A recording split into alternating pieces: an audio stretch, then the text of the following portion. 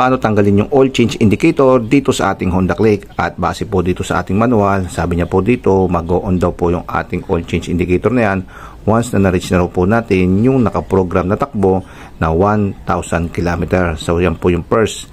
And then susunod po is mag-i-indicate ulit yan pag na-reach na po natin yung first 6,000 km ng pagtakbo nitong ating motor. At kailangan daw po natin siyang i-reset. So, at yung nangyari kasi dito sa ating motor, after 500 km ng kanyang patakbo, ay nag-change oil na po tayo agad.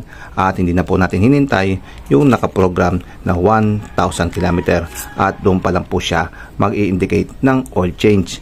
Matalino po pala to si Honda at meron yata siya mga sensor na na-sense niya na nag-change oil na po pala tayo. Kaya nag-indicate na po siya ng oil change. Sabi niya rin po dito, if the oil is changed before the oil change indicator comes on, be sure to reset the oil change indicator after changing the oil. So normal lang po pala mga pare ko pag nag-change oil ka at kailangan nyo po itong i-reset.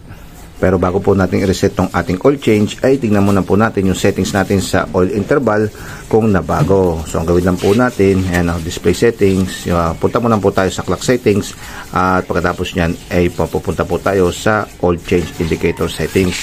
Kaya dito muna po tayo sa clock at ang sabi po sa clock is kailangan po natin pindutin na sabay itong select at set button.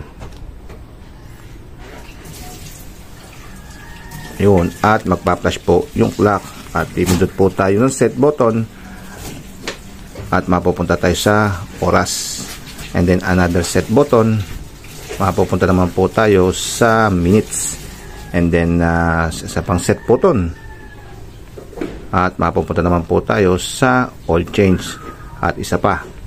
Ayun, 500 na po yung nakaset sa ating interval ng pag-oil change. So hindi na po natin ito babaguhin kasi pagkatapos po ulit ng 500, 1,000 km ay mag-change oil na po ulit tayo at mag-indicate na naman po itong ating oil change dito sa ating panel. So okay na po yung mga pare ko at ang gagawin ko na lang ay i-reset ko na lang po para mawala po yung indication ng oil change.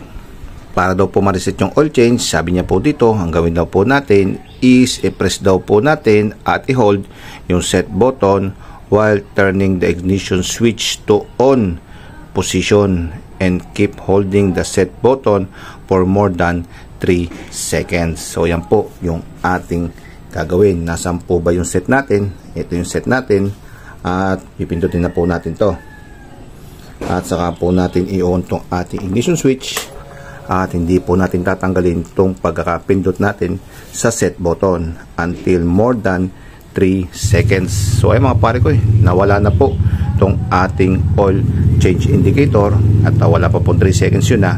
So okay na po tong ating motor at na-reset na po natin tong ating oil change indicator at nawala na po siya.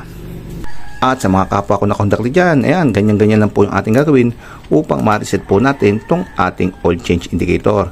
Pero makalipas po ulit yung 500 km ay babalik po ulit yung indicator natin yan at mag-a-appear po ulit. Kasi nakaset po tong ating oil change interval sa 500 km. At gagawa po tayo ng video upang ma-resettings po natin to kung paano po mag-reset ng ating oil change indicator interval. So kita-kisan po tayo dyan pagdating po nyan mga pare ko.